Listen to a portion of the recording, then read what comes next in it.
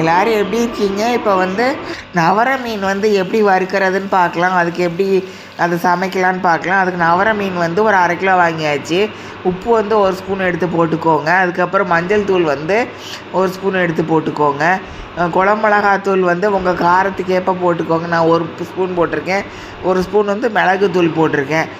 உங்களுக்கு மிளகுத்தூள் போடணுன்னா போடுங்க, இல்லைன்னா விட்ருங்க. உப்பு வந்து போட்டாச்சு. இப்போ எல்லாத்தையும் நல்லா பட்டன்னு எடுத்துக்கோங்க. இது விருந்தார் ஆட்சி சமையல் தமிழ். இது சப்ஸ்கிரைப் பண்ணுங்கள், லைக்ஸ் கொடுங்க, நன்றி. இப்போ நல்லா பரட்டி எடுத்துகிட்டு இதை வந்து கேஸ் ஸ்டவ்வில் வந்து ஒரு கடாயில் வந்து எண்ணெய் வந்து இந்தளவுக்கு ஊற்றிக்கோங்க. ரொம்ப ஜாஸ்தியாக ஊற்றாமல் ரொம்ப கம்மியாக ஊற்றிட்டு அந்த எண்ணெய் நல்லா கொதித்து நல்லா தளன்னு வந்ததுக்கப்புறம் இந்த மீனெல்லாம் எடுத்து அதில் போட்டுருங்க. போட்டுட்டு வந்து ஃபஸ்ட்டு 5 மினிட்ஸ் வந்து அப்படியே வேக விட்ருங்க.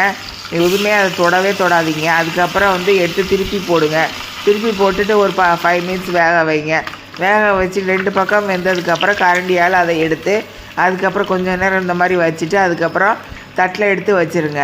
வச்சுட்டு குழந்தைங்களுக்கு கொடுங்க. பெரியவங்களுக்கு வந்து உடம்பு நல்லா இருந்தால் பெரியவங்க வந்து சாப்பிடட்டும். இந்த மாதிரி சமைச்சு சாப்பிடுங்க. நன்றி.